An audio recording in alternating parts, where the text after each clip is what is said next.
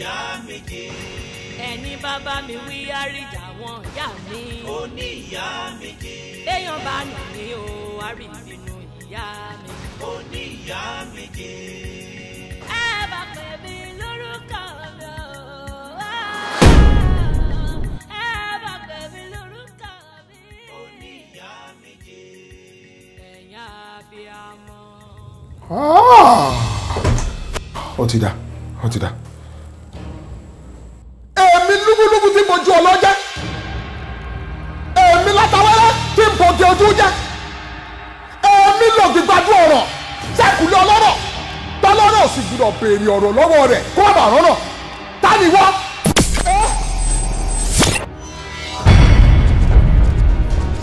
Ẹ̀wọ̀n ti jẹ́ kí n kúkú. Òkú ti jẹ́ kí n wà kàlàmàdò.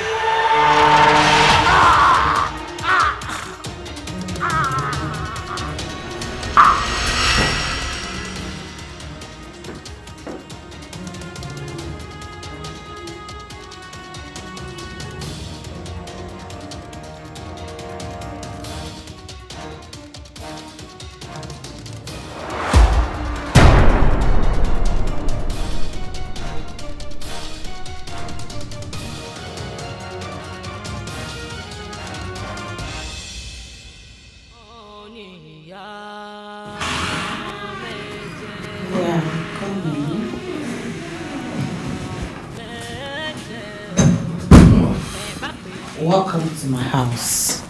Wow. Yes. Have your seats.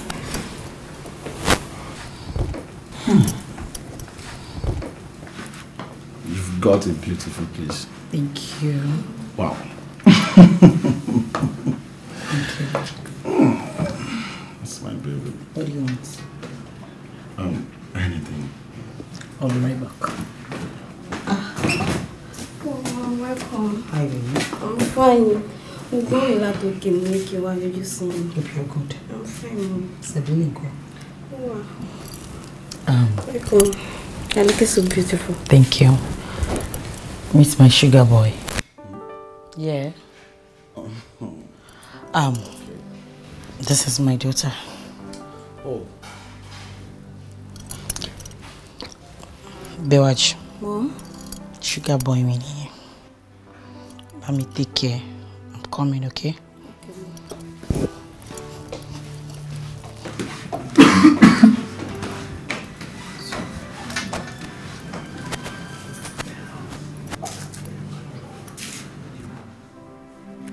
Kí ni offer? Hello? Hello? Your number. Number? I don't understand. Kí ni offer? I'm sorry. Anything you think Anything I think is nothing.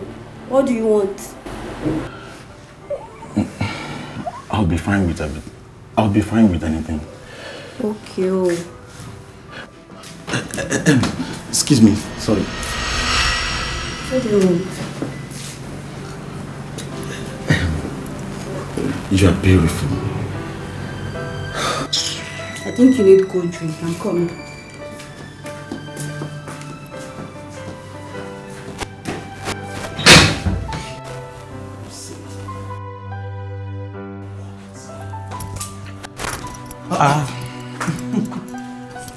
Wow. Baby. Beautiful.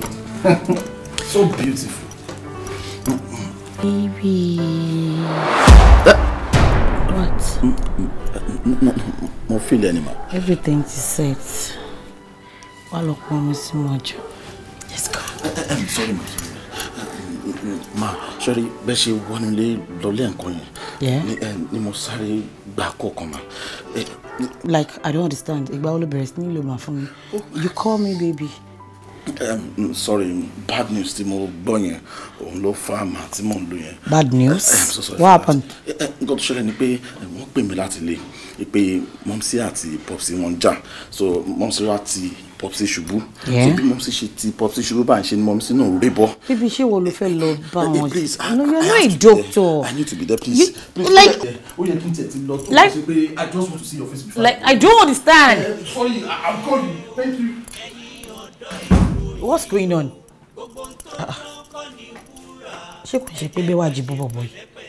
What's this? Chris!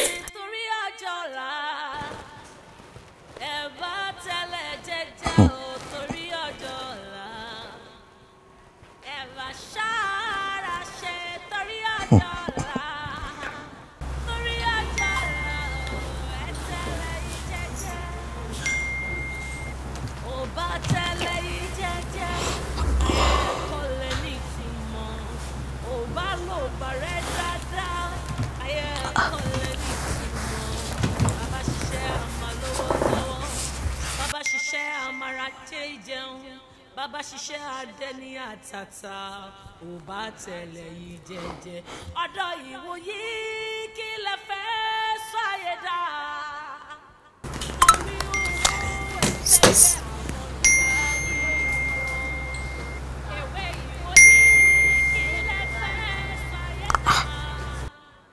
Torí àlà o arúgbó ọjọ́ lẹ fẹ́ ẹ ti ṣàyé.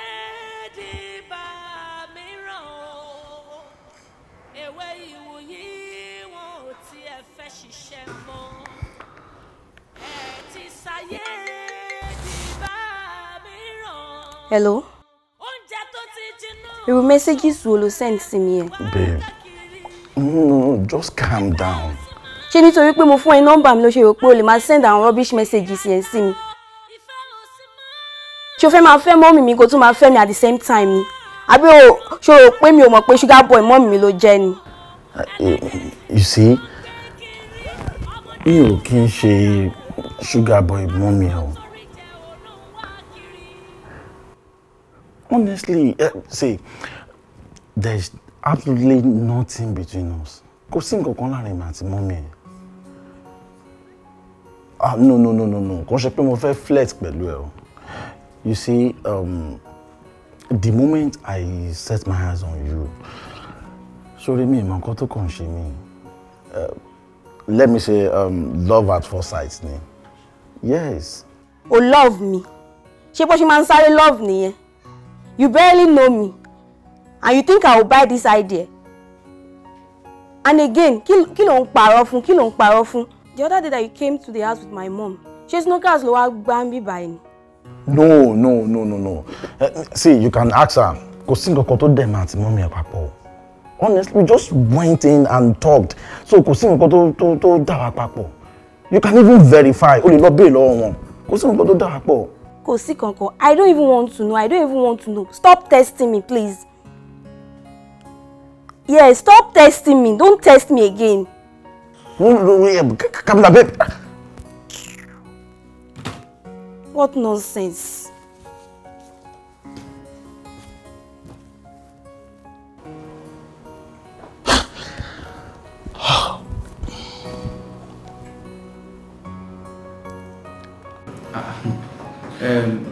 Chris, guys. Kí ni mí ní nǹkan tó ń sọ yìí? Guys, ọ̀dọ̀ mi ni kò wà náà. Tí mo bá yọ̀, mo máa mú. Ṣé èmi ni mo lọ sọ́yọ̀ tí mo dẹ̀ tọ̀yọ̀ bọ̀. Guys, e be like say wetin I see for Madam Teniola's house, na no see am. Ọlọ́run.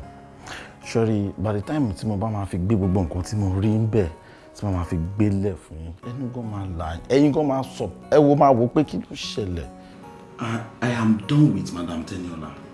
Yes! You are done. Ọlọ́run. Lọ́yọ̀. Tọ̀yọ̀. Àwọn ọ̀rẹ́ ní àwọn òpó ní mental issue. Because ọ̀rọ̀ yẹn ò jọra. Kí ló lọ ṣe lọ́yọ̀?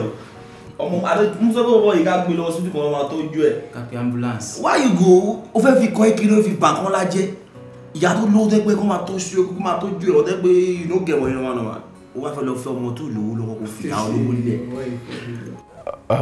Guy, sorry, torí pé o mọ bó ṣe máa ṣe wọn ni.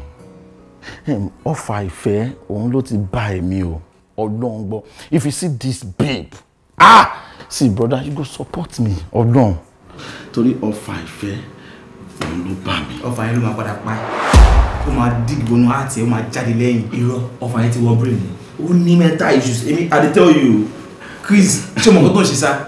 Guys, it be like say, na no see wetin me I dey see.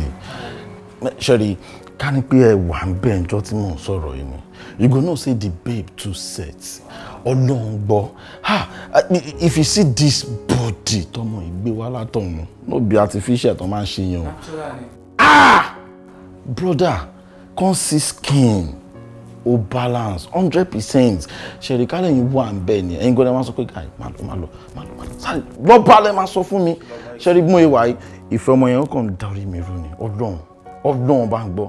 Well, guys, èmi tí mo ti dé ibi tí mo máa dé o. Yeah, bus stop tèmi, wọ́n dé mi fẹ́ dé. Me, I go drop Madam Teniola for this babe o. Ọlọ́run bá ń gbọ́. But Chris, tí má gbé dáadáa. Nǹkan tó ń sọ láti sọ ni pé ọmọ yẹn máa mú ẹ lọ lé. A sọ pé mọ́mí o, ex-boyfriend yín o, òun ni mo fẹ́ fẹ́. Àwọn máa wá gbádá ẹ máa wá aṣọ, a máa kó, a máa ní òkè mọ́mí àti dé o. A fẹ́ ṣe wedding, a máa máa dùbálẹ̀ ìyá. Pé ex-boyfriend yín o, ó fẹ́ fẹ́ ọmọ yín o. Àbí mi ò wọ́n yóò pè mí. Ẹ jẹ́ wọn sọ fún yín o, wọ́n ti bí bàbá ńlá kó bàbá yín dá. Make I wan do something wey dey make me happy. Wà ní wà gbádá. Ó dàbò ní yín. I know say na no fit do that kind thing. Lè ṣe. Tọmọ ex ẹ. Guys, ẹ wo bí Sherry. Ó yà wò ní bọ́sẹ̀. Ẹ sì lọ náà, ẹ sì lọ. Ẹ rí ọmọ yẹn. Ọmọ ex àbí? Please pity me. Jẹ́ kí sọ ọkọ̀ fún mi. Bro! Mi ò lè tán sport fún ẹ. Mi ò lè ṣe data fún ti ẹbí ẹlẹ́gbẹ̀ bèrè lọ́wọ́. Ó fẹ́ rí epo sí mọ́tò mi ò lè ṣe mọ́ wọn ẹbí ẹlẹ́gbẹ̀ bèrè lọ́wọ́.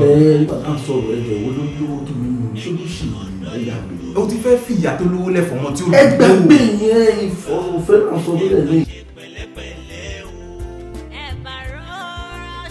Mom, báwo ni sinimá tí mo ní àjọ máa lọ lọ́la?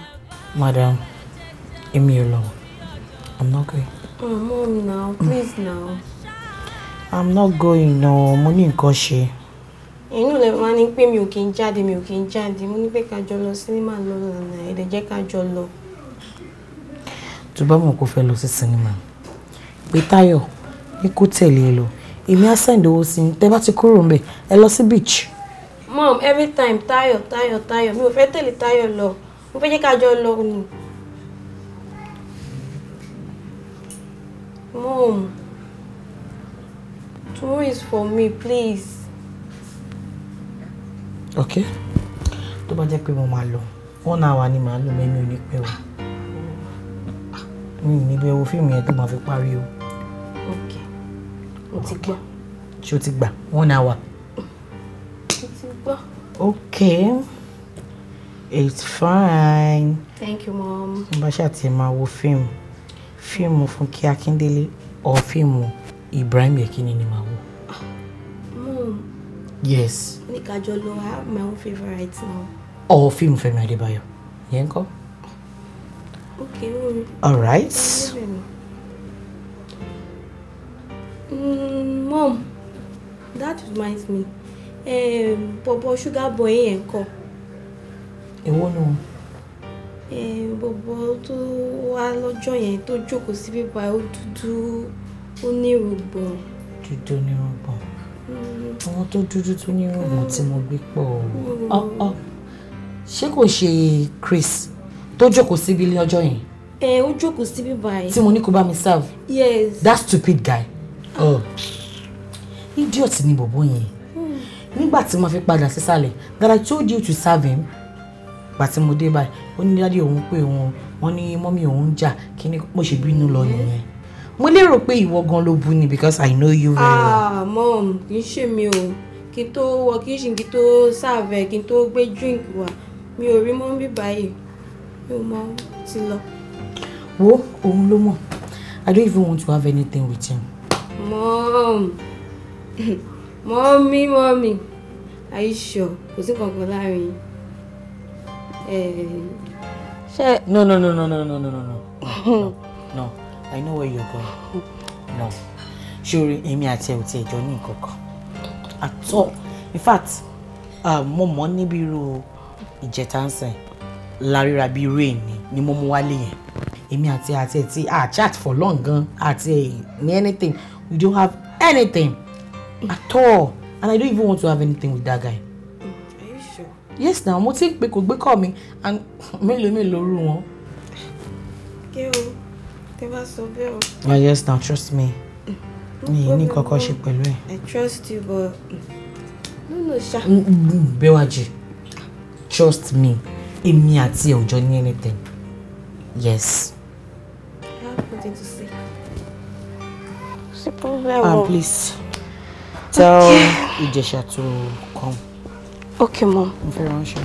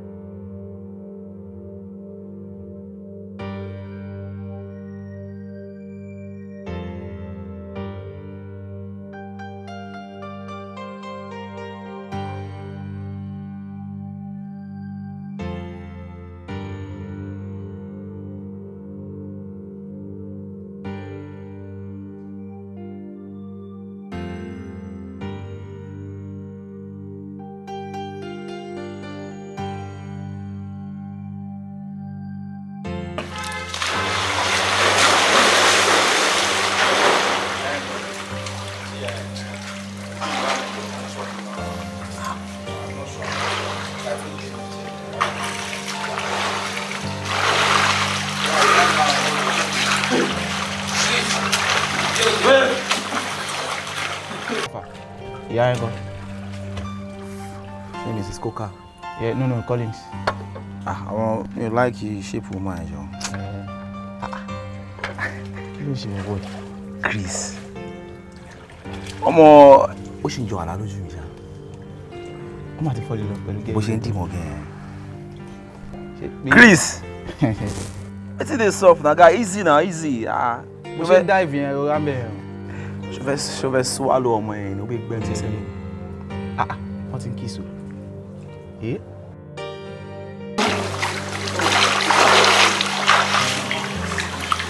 Big man. Alágbára ló máa ń jẹ méjì o, tẹ́ bá tẹ̀lé pípọ́ máa ń kú tipa ọ̀gá yín sẹ́. Ṣé babaláwo ni ẹni ó lọ sọ yìí? Bàbá mi ó ti pẹ́ tí mo ti máa ń rí nínú street gan-an Ọlọ́run. Ìdí sí ọ̀sán. Ta ló bí mi? Àdánù bọ́n mi wẹ̀ bá mi. Ẹṣẹ́ babaláwo agbófà bá mi. Bàbá ẹ show me way. Ṣé mo kọ́ tá à ń ṣe ni? Kí ló ṣe ẹ́ náà? Anyway, all way na way bá mi. Báyìí pé inú gbó ńkọ́? Tó bá wà ń bẹ̀ máa torí bọ̀. You go enter. Tó bá wà ń bẹ̀. Ó yà wọ gbó lọ́ngbà yẹn. Àwọn ṣe bẹ́ẹ̀ bá mi. Owó idán wa nìyẹn, aláyé wa nìyẹn, Ọlọ́run sọ, ẹ̀dán sọ nìyẹn. Tuale, bàbá sẹ́, alágbára, bẹ́ẹ̀ bá mi. Ọmọ kan tó máa ṣẹlẹ̀, tá bá ti ń lọ ìwọ ọkọ̀ gba nọ́mbà wa. Máa ṣọ́ wa ṣá o, má yẹ ká. I go wait for you there, Asabi. Omo, so people dey love up like this. Ó yẹ mi gan lẹ́nu. But wá, ṣé yóò love ọmọ yẹn ṣá àbúkọ̀ ṣe ń wá ẹni? Ó sì ń jọ bí àlá lójú tèmi cause Chris tèmi mọ̀. Chris, màtẹ́ yìí ti fẹ́ tọ́nà. Ẹ gbà mí sí i. Really? Bartender. Chris, àṣírí. Chris. Aga. Ìdánlá. What do you want, sir? Oh, Okay, yeah. kí lẹ ní? We have white rice, we have jollof rice, we have fried rice, we have swallow, we have protein. So what do you want? Ẹ fún mi ní swallow àtẹ̀gúsí. Plate is 12,000 naira.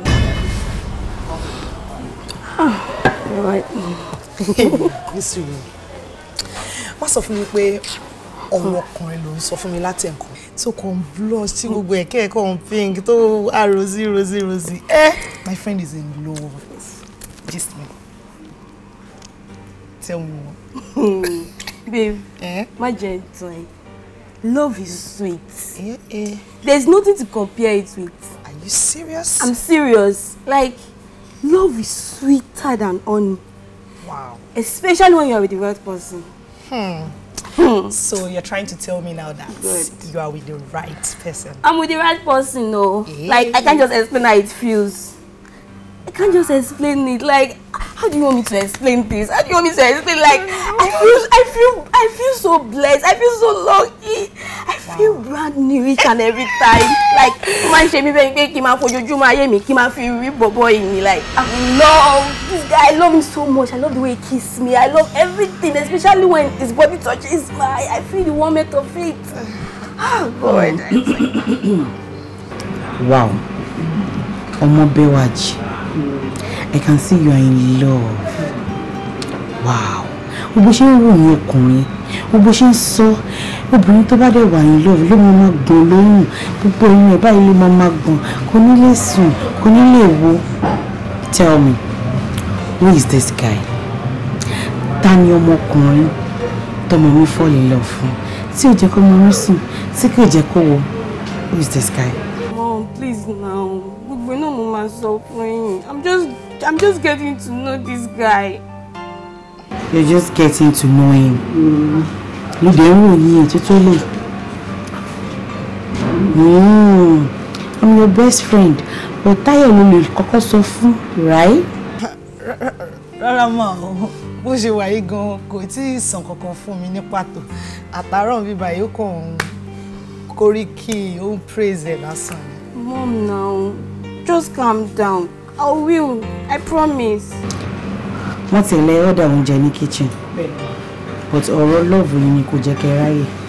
And you, receptionist, ó ló fẹ́ ṣàccount fún ẹ. Ó ní kejì òun fẹ́ wọṣẹ́. Ọmọ pọ̀rọ̀ love yìí náà ni kò jẹ́ kẹ́ ráyè lọ ṣàccount ẹ. Gist yìí náà ló fẹ́. Táyọ̀ wọ́n náà jẹ the order to ready. Okay, ma'am. Yeah. Oh yeah, just me. Everything, we feel more details, everything from A to Z. Yeah, tell me. You want to hear everything about this guy? But Mom, they clearly told you Jamile kono. Báwo ló ṣe ń sọ̀rọ̀ báyìí? But Mom, go no ṣe báyìí. Bó dé ṣe báyìí. Bẹ́ẹ̀ ni ṣẹ́jú sí papọ̀ mo fọwọ́ sí báyìí, mo ṣorí báyìí. Owó ojú o ọ̀rá mo ṣe kọ́kọ́. Ṣẹ́jú mo ní Jamile kono sọ pé ṣẹ́jú sí ojú ẹ̀ mo fẹ́ máa wò ni. Ó máa rí mi tí bá jẹ́ ilé kan náà. Ní ìlú bá jẹ́ ní ìlú tó ti jẹ́ kí mọ́mí lọ́mọ ọ̀rọ̀ tá à ń sọ báyìí. Má bí ọyẹ ìyàsó fún mi everything. Àbí gbogbo tó ń sọ yẹn dùn. Mo sọ fún everything. There's no gist for you again, no.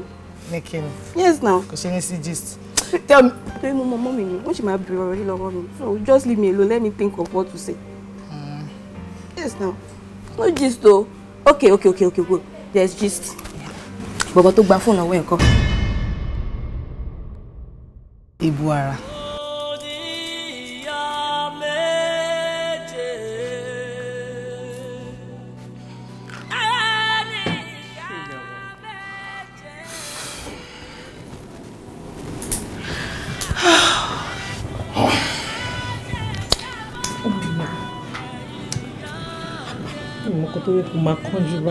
He's such in a hurry.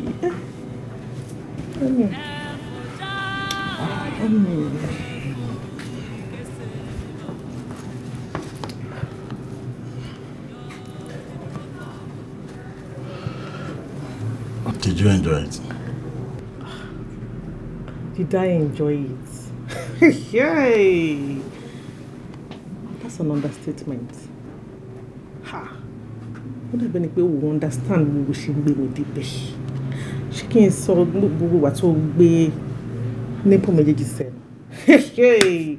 People saying Jimmy. Don't Jimmy jiggy. Ah! To bá jẹ́ pé mọ́tò ló ń wá.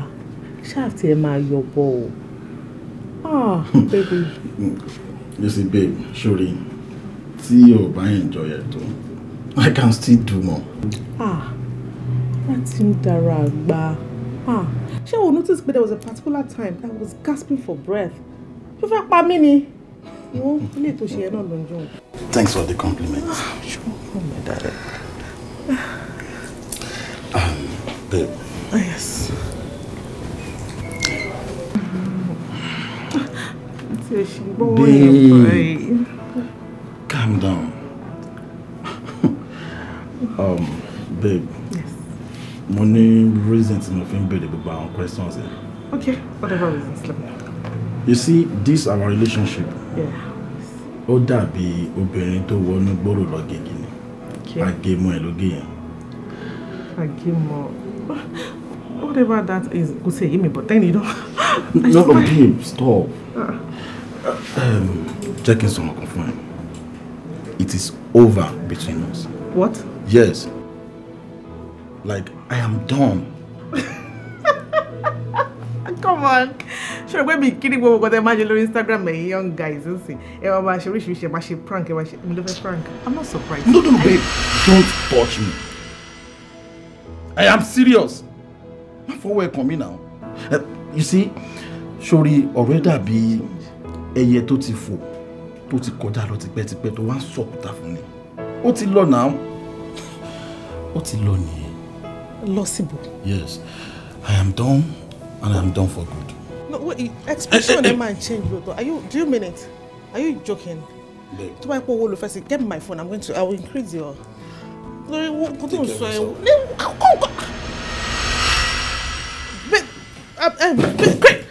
Chris! Kí ló ṣẹlẹ̀? What did I do wrong? Kí ló dé tí?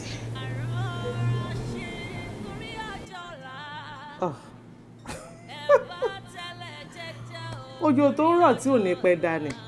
Kó má halẹ̀ mọ́ra àdúgbò pọ̀ ń fẹ́ dàgbàrà ńlá. Inú àrùn. Ẹni tó fẹ́ sùn jẹ. On to the next one.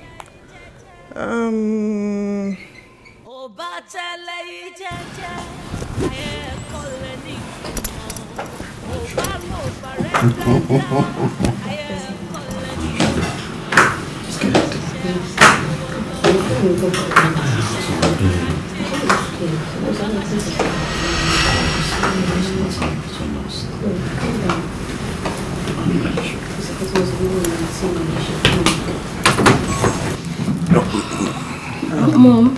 Arama. Yeah. Chris.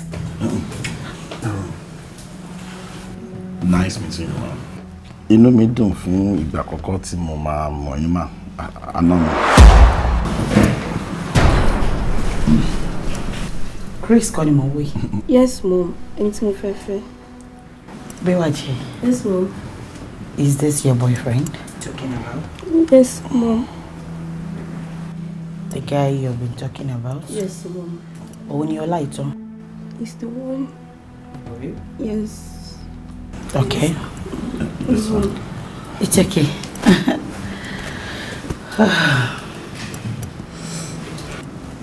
Bewaji.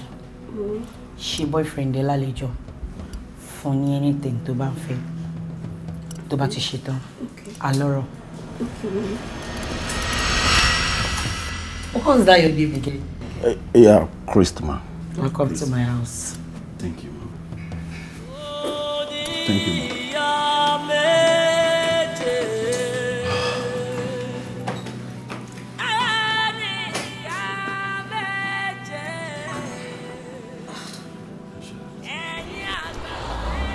So gbogbo àwọn new arrivals gbogbo nǹkan tó bá fẹ́ kó tètè send ẹ kó má yẹ pé máa tajà tán sí wàá máa ní ẹ you sold them my clothes. Kí tètè send ẹ ìgbà tó bá lọ́jà ló máa ń mọ ibi tó yẹ kó wá. Ìwọ ló mọ jàre. I remember. Kí ló ṣẹlẹ̀? How far with you bọ̀? Ó tiẹ̀ ti sú mi mọ́mì ò gbà o. Mọ́mì ò gbà bíi ti báwo? Mi ò dẹ̀ sọ nǹkan wọn sọ anything fún mi wọn sọ reason tó ní pé wọ́n ṣàtúnṣe fún mi pé wọn ò fẹ́ rí mi pẹ̀lú bọ̀bọ̀ yẹn mọ́. Mo dẹ̀ béèrè lọ́wọ́ pé mọ́mì kí ló ṣẹlẹ̀ o kí ló dé tẹ̀ fẹ́ rí mi pẹ̀lú bọ̀bọ̀ yìí. ọmọ ọ̀rọ̀ àwọn àgbà náà. Wọ́n ní wọ́n lọ church, pastor sọ kíní kan, wọ́n sọ àwo, wọ́n ṣá sọ anything fún mi. Wọ́n ṣá sọ fún mi pé wọ́n fẹ́ rí mi pẹ̀lú guy yẹn mọ́. Baby, o mọ nǹkan tí mo fẹ́ ṣe mọ́ mi ò mọ̀. And I don't even know how to tell the guy. I don't even know how to face him. Sorry, ọ̀rọ̀ tó bá ti ń lọ spiritual báyìí. Ó fọ̀rọ̀ spiritual lẹ́jọ́, ó ní spiritual. Ṣùgbọ́n pé nǹkan tó bá ti ń spiritual báyìí, èèyàn máa ní sùúrù ni o. Ó dẹ̀ mọ̀rọ̀ àwọn àgbà. Wọ́n máa ń sọ wípé nǹkan tágbà bá rí lórí ìjókòó, kọ́mọdé dìde báyìí kó dúró, kó ga gọ̀nàṣọ̀gọ̀lọ́ṣọ̀ kó lè rí o. You just have to keep calm. Àwọn àgbàlagbà wọ́n máa ń rí nǹkan jù wá lọ o. How long? How long will I keep calm? Ó ti sún èmi rìn ọ̀pọ̀ ní mo fẹ́ ṣe, ó ti sún mi.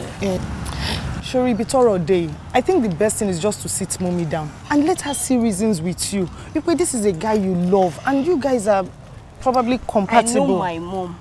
Who? No is no. Yes is yes. Anything about this bye. Fine now. Mi ò mọ̀ bí mo ṣe fẹ́ bá wọn sọ mọ́, ó ti ẹ̀ ti sú mi, ó ti sú mi. I don't know what to do. Sùúrù ló gbà o. Just keep calm. Mo ṣá mọ̀ mi pé I don't go out. I know. Oh, I don't know what's going on. I don't know. We'll see. Just keep calm. Everything will be all right. Ṣùgbọ́n, Everything will be all right. Everything will be all right. I don't understand. Everything will be all right. I know. Don't worry. It's going to be all right. Ṣùgbọ́n, kò send all there.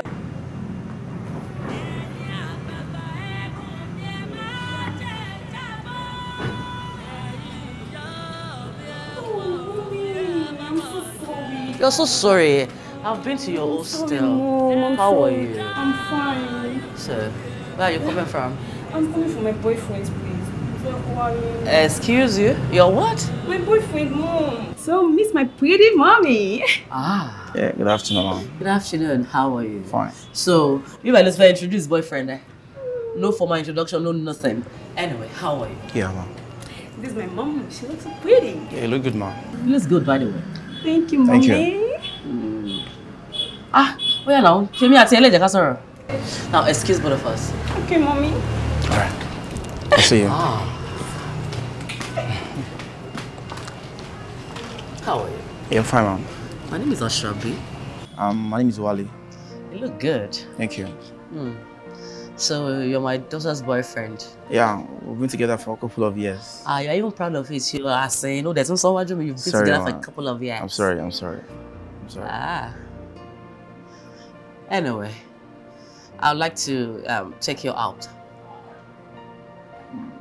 I don't understand. You understand? Okay, the thing is, anybody who want to feel mommy, will like to fame, you know.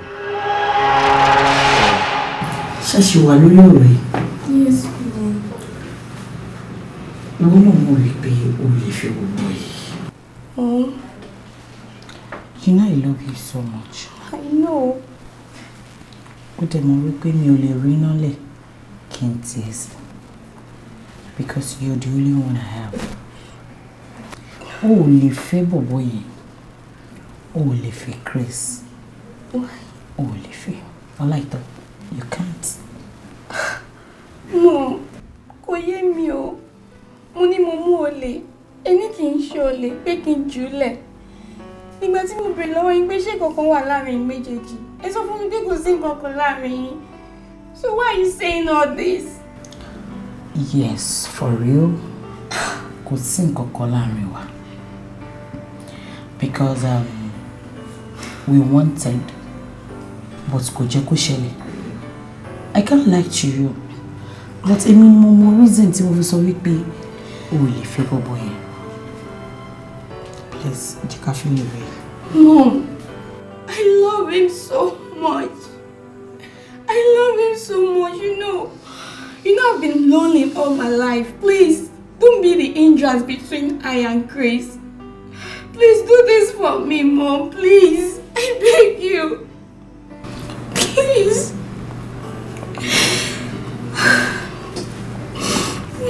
Please. I love him so much. It's fine. Okay. Are you serious? Because I want your happiness. I And you know your happiness is my happiness. I don't want to see you cry. Kò sígbà tí mo bá dùn, tí mo mi ò kí ń dùn. So tí mo bá bàjẹ́, inú mi náà máa bàjẹ́. I want the best for you. Thank you, Mom. You can go with it. Thank you. But what is but? Please don't say no to me, please. Sọ fún pé kó má break her down. Okay, I'll tell him. Torí mi ò fẹ́ ṣeré o. Okay. Are you happy now? Yes, Mom, I'm happy. I'm happy to know. Ṣé mo wá bí ẹgbẹ́ mi? Yes, Mom. Thank you, Mom. Baby, mo máa fẹ́ rán ẹ níṣẹ́ kan. Oh, really? Babe, sorry, anything tó bá ti fẹ́. Wọ́n mi now. Èmi mo ní ẹ, wọ́n dẹ̀ ló ní mi. So anything, just name it. Kí n rán ẹ? Yes. Mo wá fẹ́ rán ẹ lọ sí Ìdó. Lágboolé Dòǹdó.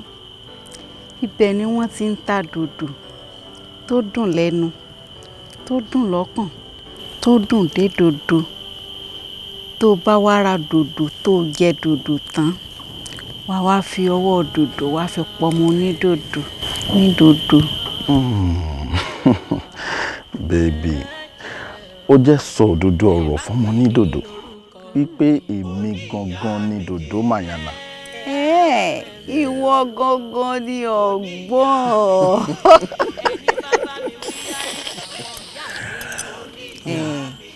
Ó máa wà pẹ̀lú mi lálẹ́ yìí. Why not? Máa wà pẹ̀lú ẹ mọ́jú. Àmọ́ ṣá o, ọ̀rọ̀ gbogbo lórí owó ni. Kí ló máa ń ṣe ẹ́ báyìí náà? Má bójú mi jẹ́. Mo mọ̀ pé owó yẹn wà náà. Tí mi bá fún ẹ lówó, ta ni mo fẹ́ fún? Ṣé ò rí dùrú ẹ ni mo fọ́ fún ẹ bàjẹ́? Ọ̀gbìn. Wow. Àjọ màmá ló ń sin wọ́n ló máa drive me. Oh, really? It's fine. After you. Okay. Hold on.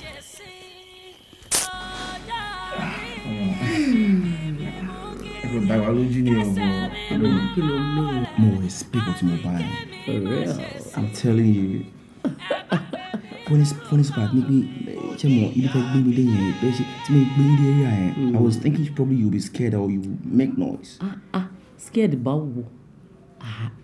Ó wá Yorùbá máa ń sọ kíní kan wá ní àgbà ló tó rò ó lọ, ọba ló tó yín erin fọn. Ẹ tó pòwe yẹn, all right. A ní Yorùbá jìn. Ó ti yẹ. Bẹ́ẹ̀ ṣe jìn. Ó ti yẹ. Yorùbá jìn gan. Bẹ́ẹ̀ ṣe deep.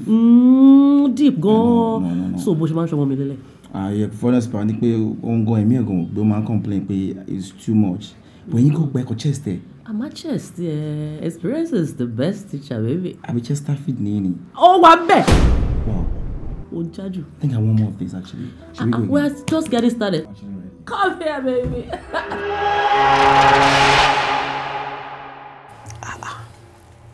Ọmọ òdùtà ìbínú dá. Mo kúkú ń dáhùn. Ṣojú mi ni àbí èmi ni mi ò ríran. Fọ́tò èèyàn kan ṣoṣo lọ́wọ́ èèyàn mẹ́ta. Èmi náà rí bẹ́ẹ̀ o. Ṣùgbọ́n mo fẹ́ kàn fẹnu ara wọn ṣàlàyé ni o. Ẹ má gbà mí kẹ́. Fọ́tò Chris mo máa ń wò lọ́dọ̀ àwọn ilé. You mean my own Chris? My Chris? Your Chris? Your Chris? And you are still even saying your Chris? Sugar boy me, my baby. Hey! Ẹni tí mo ṣe fún ní 3 million naira. Your Chris? 3 million. They play. 3 million naira. Abajo. Oh, ó ti yé mi. You won't feel 3 million entice the same guy tó jẹ́ pé just for seeing him alone, for seeing him for the first time, over 5 million naira. Ọmọ tí mo gbé lọ sí Carlos, tí mo ní kó lọ náwó sí pin tó wá wò. You won't feel 3 million naira. Mo ṣọ́ bó fowó ẹ̀rọ recharge card. Abájọ tí ò fi lè fọwọ́ kan rúwọ̀ yìí 3 million. Ta ló ń deceive ẹ? Kò fọwọ́ kan kíni. Ẹni tó jẹ gbogbo ẹ̀, oorun, ó dẹ̀ jẹ̀gbín gan. Listen, I need to be sure. Nígbà tí ó fẹ́ jẹ ìgbín yẹn, ṣé ó ti ọwọ́ bọ abọ́dì ó ti sókè rẹ̀? Ani. Wá gbé ẹnu sí wá láti abẹ́ wá sókè. Ani, from bottom to top. What? Yes. Ó jẹ́ láti ìsàlẹ̀. Ó wá jẹ́ dé àárín báyìí. Ó wá sàwọn. Kírísì Station ti jápọ̀. Ó jápọ̀ ma. Like, I don't know. Chris. Come, babe. The same Chris, the beard Chris cute guy. Yes. See what No. No picture tele. No. But and then Chris tí ó lè ṣiṣẹ́ mi tó lóun lè ṣiṣẹ́ mi ló wá ṣiṣẹ́ ẹ̀yin mẹ́tẹ̀ẹ̀ta. Like tá bá tiẹ̀ sọ wípé ó ṣiṣẹ́ àwọn babes èwo ní títí wọn. Kí ló ṣe mí? Má yẹ kí n gbọ́ bẹ́ẹ̀ lẹ́nu ẹ̀ mọ́ Tẹ́niọlá. Bó ṣe ń wò mí, mò ń ṣeré gan. Eré wo lẹ ń ṣe? Ṣé àṣẹ lè ṣe wíbá ìròyìn? Bẹ́ẹ̀ ni mo sọ fún ẹ, mò ń ṣe yátì. O tí mo oríṣiríṣi rí gìtàn lẹ́nu mi. Ẹ wo kí là ń sọ? Ẹ ń ṣeré bíi ti báwo? Ẹ mọ̀ pé kò dàbí pé kéèyàn sọ pé òun gbé Abeni. Kí ló ṣàbẹ̀ni? Arúgbó ni ìnà. Are you mad or something? Arúgbó ni ta ni? Wo ṣó fẹ́ gbọ́? Kí ló burú nu kan gbé Abeni? Ṣó fẹ́ gbọ́? Ọmọ àfọ́nì. Bí ṣe wà ẹ́, mò ń ṣe yátì. Màmá ẹ wo ẹ fọ̀rọ̀ lẹ̀ jàre. Èwo ni ṣe lè ṣe wíbá ìròyìn? What's that? Èmi tó ń wò yìí, ń ṣe àdó. Jọ Madam Adogan àti Madam Wheelbarrow. Point of correction. Láyéláyé ẹ má fẹnu kàn mí mọ́ tó bá ń sọ̀rọ̀. Kí ló ṣe ìyá yín? Ṣé mo dàgbà má lábẹ́ ni? Kí ló ń ṣe lé? Wo. Má bá mi sọ nǹkan tí ò sí o. Tí n bá rí striker gidi, màá jẹ́ kó mọ̀ pé bàbá defender lè mí gan fúnra mi. Bẹ́ẹ̀ ni. Kí ló ń ṣe lé? Mo ń ṣe scissors. Abeni ṣe scissors. It's massive, baby. What do you mean by that? That's crazy. No, Abeni, ẹ dúró, ẹ má sọ fún mi pé ẹ má ṣeré inú mọ́tò. Uncountable times. Kí ló ń jà yín lẹ́nu nẹ̀? Ní sùúrù yá mi. Ṣé ẹ ti gbọ́n pa ṣáwa? Kéèyàn sí omi tútù sórí gan ló dáa. Kí ló ń yà ẹ mà gbà mí kẹ́? Ó ti wá yé mi báyìí. Ẹ wo má bínú ẹjọ́, mo ti gbàgbé. Ṣé mo kàn ti something kan yìí new lecture ni mo ní láti fi sórí fún mi. Ẹ bá mi ti sọ ẹ jẹ́ kí. Ẹ wo ṣe rí gbogbo nǹkan tá à ń sọ yìí. Kò kí ń ṣe yẹn ló kàn o. Ṣe rí nǹkan tó ṣẹlẹ̀ yìí, ó wà very risky. Because kí èèyàn mẹ́ta kó mú picture èèyàn kan wá. Lé ní ètùtù. Olórí ẹ kẹ́ mọ̀ pé ọ̀rọ̀ yẹn lọ fà o kò ń ṣe ọ̀rọ̀ gbogbo ilé tá à ń sọ yìí o. Ọ̀rọ̀ kúkú ni. Abeni o mọ ibi tọ́rọ̀ dé dúró báyìí awo wa ò gbọ́dọ̀ tójú ọ̀gbẹ̀rì dáfánù ọwọ́ wo la fẹ́ fi jẹ́. Ó lè ó lọ fà o. Ó ti lọ fà o. Torí pé ọmọkùnrin tá à ń wò yìí ó gbọ́dọ̀ kú dandan. Bẹ́ẹ̀ ni ìsáídà kó kú lé ní ọkọ ẹwẹ́ lómi ìwà tí mo dẹ̀ rò pé yẹn ò lè possible torí time ti lọ báyìí ó dẹ̀ gbọ́dọ̀ kú kí la fẹ́ ṣe báyìí ẹnì kọ̀ọ̀kan yín dẹ̀ gbọ́dọ̀ réyàn kọ̀ọ̀kan mú ẹ̀yin mẹ́ta lẹ̀dẹ̀ méyàn kan ṣòwò àì kí la fẹ́ ṣe. Kábàtì ẹni pé ká provide assistance by this time ṣọ́ máa tẹ̀lé. Olórí ẹ jẹ́ kí wọ́n mọ̀ wípé àwọn mẹ́tẹ̀ẹ̀ta ò lè pa fúnra wọn o because àwọn mẹ́tẹ̀ẹ̀ta lọmọkùnrin ti bá jọ nìkan. Of course àwọn náà ti mọ abẹ́ mọ̀. Wàhálà. Kí la máa wá ṣe báyìí? Ẹ jẹ́ ká tètè wá wọ́rọ̀ kan fi sáadá.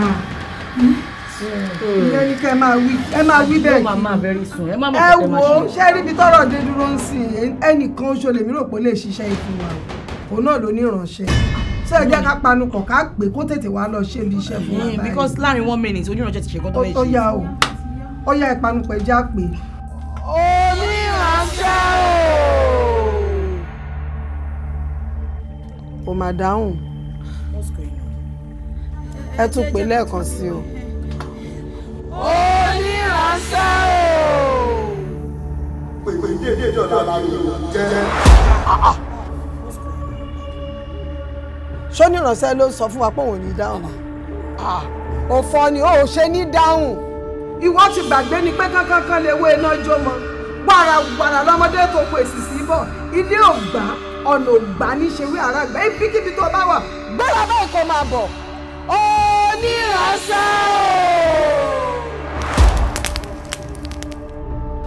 Onírànṣẹ́ ẹgbẹ́ ẹja ló ń jó lajá ń jù à ń pè ẹ̀ sọ pé ò fẹ́ dá àwọn wo ló ń pè tó fẹ́ dá lò ọdún sí bí màá fẹ́ lójú lọ́rọ̀ wà jàre. pátápátá là ń fọ́jú kùmọ̀kùmọ̀ là ń gbẹ́sẹ̀ Abẹ́ni ojú àfọ́ òpó tán ìjà ní ń dálẹ̀ o. kí ni ìsúnmọ́ yìí àwa ń pè ọ́ fi agúnlá gidi kí ló borí ẹ̀rọ tó fi ṣe bẹ́ẹ̀. kí ló dé tẹ́ ya ìkà ọ̀dájú aláìmoore. àwọn wo.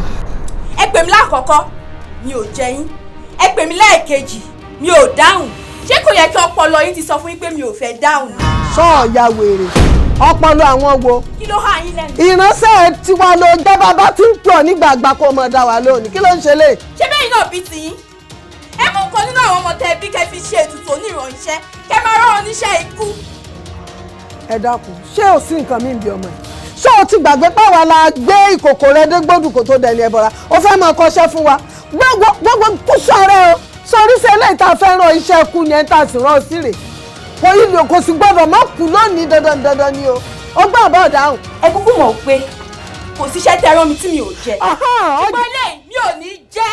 o tó bẹ́ẹ̀ wọ́n ní mi ò ní jẹ́ mi ò bí ọ̀dà ẹ gbà mí.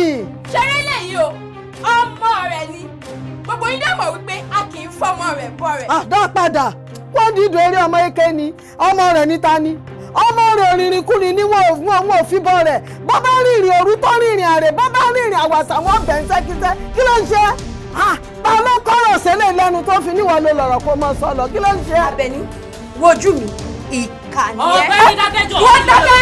èwo ni wèrè náà ta lélẹ̀ kí lélẹ̀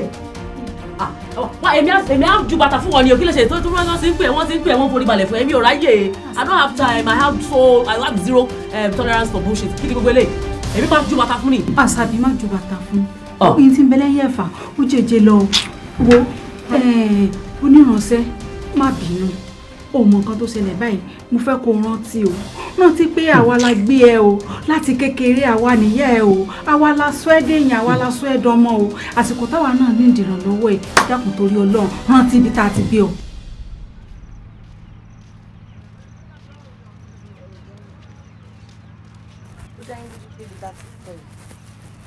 pẹ̀lú ọkọ̀ tó ṣe fún wa a máa kúrò níṣẹ́ àti ìyá ó ti sú èmi o ọ̀hún a gbọ́dọ̀ bọ̀ sínú ọlá o. èmi tẹ̀mí mú yín lọ bì kan o sì tún wà ń yẹ̀ mí lọ́wọ́ òkòṣù ṣé eré la lọ ṣe níbẹ̀ yẹn ni. ẹ wò kò ń ṣe bẹ́ẹ̀ o ṣé yàtà jẹ láti jọjọ́ èkó tó ní àgàgà èmi ìyá tí mo jẹ lọ́wọ́ ọkùnrin ó ti tó nísìnyí báyìí mo fẹ́ máa gbádùn nínú ọlá nínú ọlà kí n mú kọ́kọ́rọ́ ọkùnrin báyìí kí n máa ṣí kí n máa tì kí n máa ṣe wọ́n bá ṣe àgàgà bọ̀bọ̀ máyọ̀wá yẹn mo fẹ́ díù pẹ̀lú ẹ̀gùn bẹ́ẹ̀ ni nà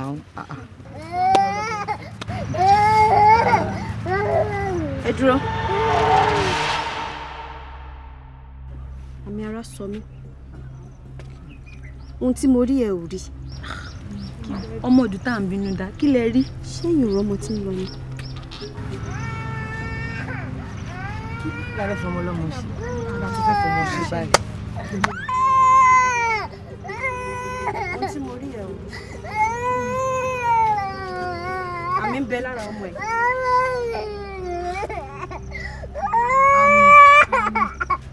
lámì rò àmọ́ inú ọ̀dájú abúlámà olóògbé ọmọ yìí lọ sí nínú igbó kìjìkìjì. ẹ wò ó ẹ má jẹ́ ká máa gbọ̀rọ̀ yìí bí ẹni gbàgbà ọtí ẹ jẹ́ ká fọmọ ọlọ́mọ lẹ̀ kó máa bá tiẹ̀ lọ káwa náà máa bá tiwa lọ. rárá o ó ṣàgbọ́n nǹkan tí ọmọ odù sọ ó lámì ń bẹ lára rẹ̀ ẹ já gbọ́ ohun tó fẹ́ sọ. èmi Àbẹ̀ní ọmọ odù tá a kì í bínú dá iná gorí ilé fẹjú kankan àgbàrá òjò tí mi ilé mọ́ onílé lórí. ó wù àǹfààní ọmọ yìí pọ̀ ẹja mú ọmọ yìí ká sọ ọ́ dọmọ ká wà méjèèje ká dìyà fún kó wá di oníyà méje. àmọ́ ọmọ odù tá à ń bínú dá ẹ má bínú fọ́rọ̀ tí mo fẹ́ sọ yìí lóòótọ́ pé kí n sọ̀rọ̀ yìí bí àmọ́ nǹkan tó bá dùn èèyàn jù òun ló máa ń pọ̀ lọ́rọ̀ ẹni gbogbo yín lè mọ̀ wípé ẹ̀jẹ̀ àkọ́kọ́ tí mo dá ilé ọmọ mi ni mo lò èdè mọ̀ pé mi ò lè bímọ mọ́ mo wá rò pé irú ọmọ yìí ṣe ìyọ̀ǹda ìfẹ́ mi kí n máa mú lọ kí n máa tọ́ gẹ́gẹ́ bí ọmọ àbí kí lè rẹjọ ẹ ṣàánú mi ẹ má jẹ́ kójú tì mí ẹ jọ. ó dáa náà kò sí ìyọnu Tẹ́níọlá a jẹ́ pé ìwọ ó jẹ olùwò àwa ó sì jẹ olùbí àmọ́ o kété tí ọmọ náà bá pé 20 ọdún yóò gba òmìnira lọ́wọ́ àwa ìyá méjèèjì. ṣeun ẹ ṣé mo dúpẹ́ o. àwa nìyá wọn. àpèlọ́lá. ọkùnrin bá wá fojú kòrò tiwa ń kọ́ o. òru àgbè. àti kí tún ni. ìgbà náà wà ń kọ́ ẹ má fojú di mí o. ìgúnnugún tó fojú di mí lọ́jọ́ ti pa lórí. àkàlàmọ̀gò tó dọ́rùn ẹ̀wò yọ gẹ̀gẹ̀ lọ́rùn. ìjì mi ò lọ́wọ́ kò lẹ́sẹ̀ ṣùgbọ́n lè gbéyàn lọ. ẹ ṣọ́ra yín o. ara ọkọ mi má jẹ́ ìkọ́ra o. ó ti yé mi. ẹ bá gbìyànjú kankan ẹ rí bínú mi.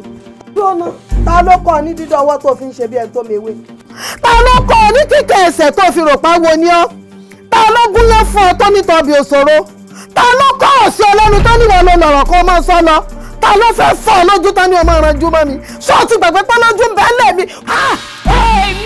èmi dey play bí àgbẹ̀ bá ké láyé gbogbo ẹgbẹ́ àgbà náà bí àlùkò bá ké láyé gbogbo ẹgbẹ́ àgbà náà ọjọ́ ọmọdé bá jẹ́ ìwé olùsẹ̀mùsẹ̀ ọjọ́ náà ní jáde àwọn olóṣèdèdè fún Ọ̀rúnmìlà gbogbo tí bá wí lónìí kò di àṣẹ mo jọ ká mo jọgà mo jẹ àgbàmọdá gbogbo ẹnu mi kìkì àṣẹ.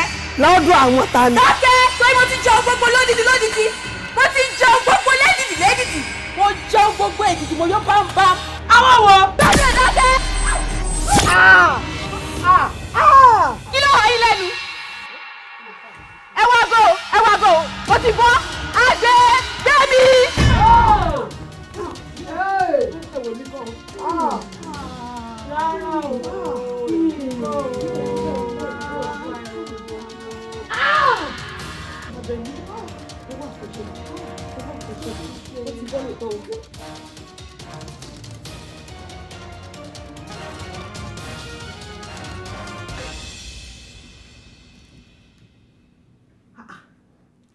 Kí ló dún mọ̀ mi?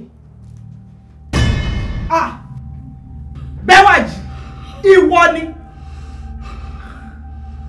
Ajá ẹ̀ wọlé tẹkùn wá, ó sì dandan kó fi ẹ̀jẹ̀ wẹ̀. Àgbẹ̀ mi dé tọ́rọ́tọ́rọ́, àlùkò mi dé tìkọ́ra. Lèkè mi gbẹ́kúdé ta ló fẹ́ rà.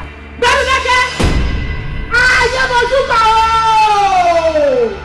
Ìbáàdù pọ́sù ayé tí ò gbọ́dọ̀ fojú kọ́ra wọn. Ìbáàdù bẹ̀ǹdà ọ̀run tá ò gbọ́dọ̀ jọ́ sí ohun tí ó lù. Ẹyin tó náà yẹ mọ́ pé o. Ọ̀rẹ́ kẹ́kẹ́, ẹ ló jọ tọ́jà ń jù. Ọ̀gẹ́rẹ́ òkọ́kọ́ yẹ rí o. Ọ̀gbẹ́ni mi bíi kàlò, ó yá gbé mi.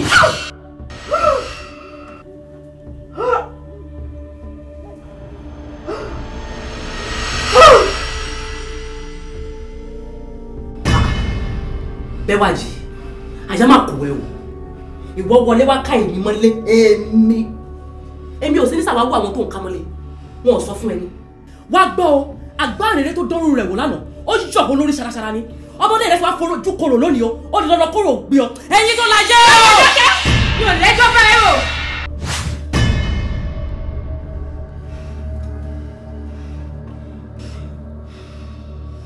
Gbogbo ẹ̀yin ọba yìí jẹ́ lẹ́ẹ̀kì lẹ́ẹ̀kọ̀ọ̀kan. Ara ọ̀pá mi o!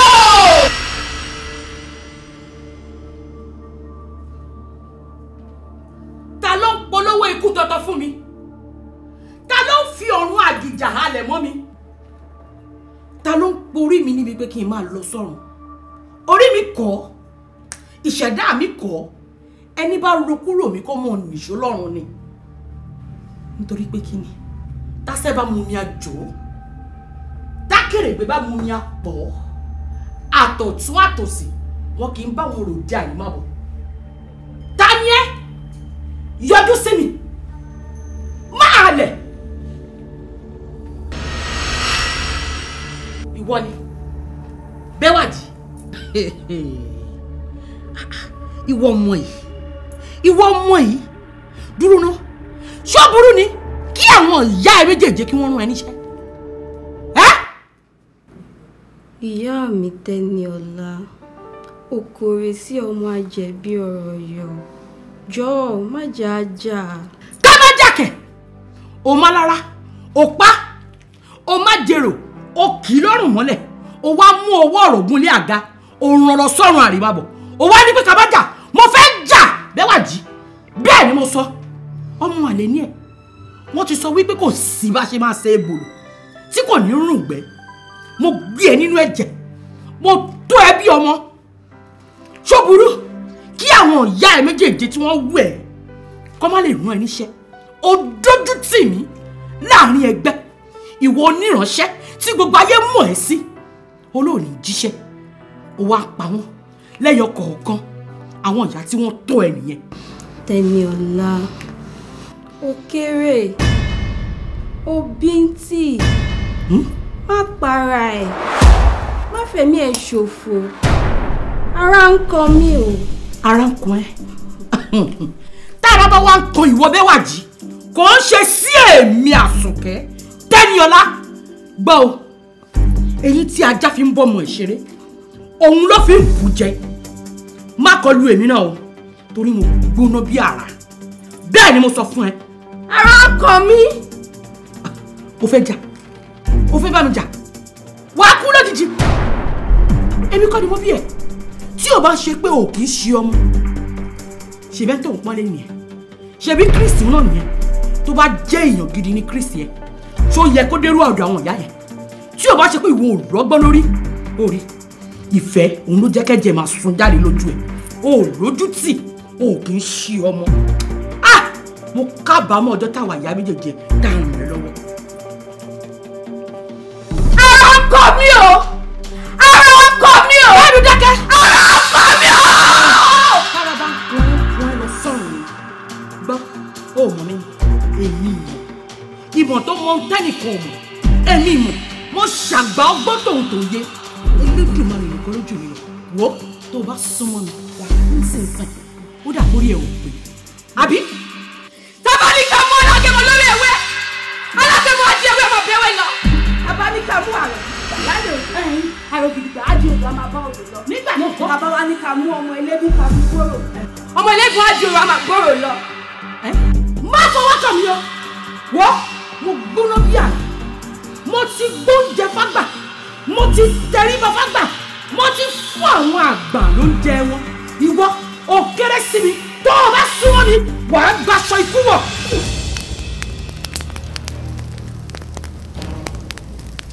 ẹrù gẹlẹ ẹdìdẹ ewé ẹdú igbó ẹdìdẹ nítorí ojú kì í mọ fóun márùn gbogbo tèmi Bẹ́wàjí bá sọ lónìí kó di àṣẹ kó di àṣẹ. irọ́ ló pa bẹ́ẹ̀ ni mo sọ. Tẹ́niọlá ṣubú lulẹ̀ kó kú. ọdún sáyà àti ọdún òbòdú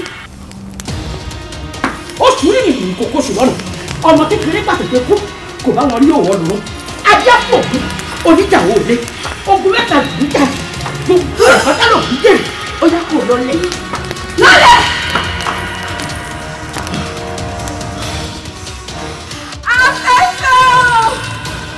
afẹ́fẹ́ o ó yá gbóhùn mi mo fẹ́ rán ẹ níṣẹ́.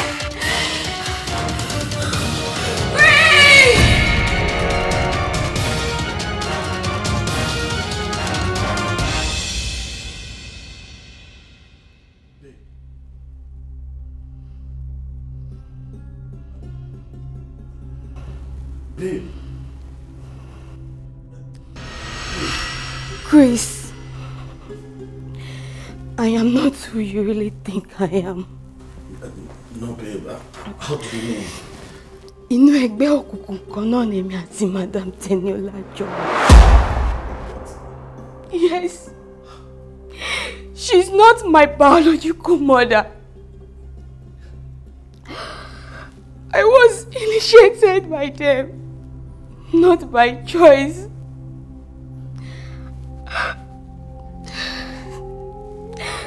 Angeli and Telimoje. tí kì bá kí n ṣe torí tèmi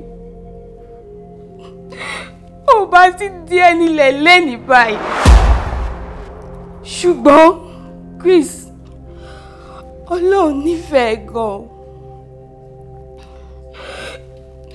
Ó fi mí ṣe onísábàbí ẹ̀. I laid my life for you, Chris. Tí kì bá kí n ṣe ọ̀nà tá fi mọ́ra ni, àbájọ wà pẹ́ ni. Ṣùgbọ́n iṣẹ́ tó yàn láàyò òun ló sún mi dé kòtò báyìí. Chris, don't go back to that lifestyle tó bá fẹ́ pẹ́ láyé.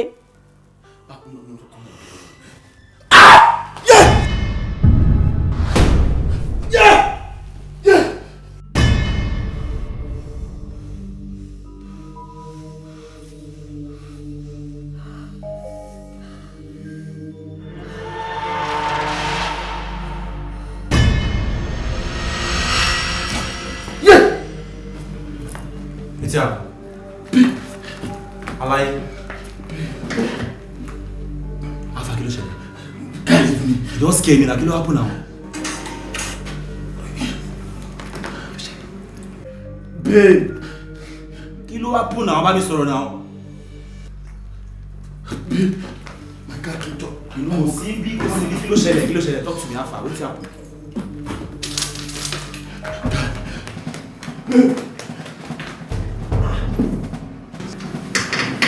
Where's the Yahweh at last? Where's the Yahweh at last? Let's get on, man.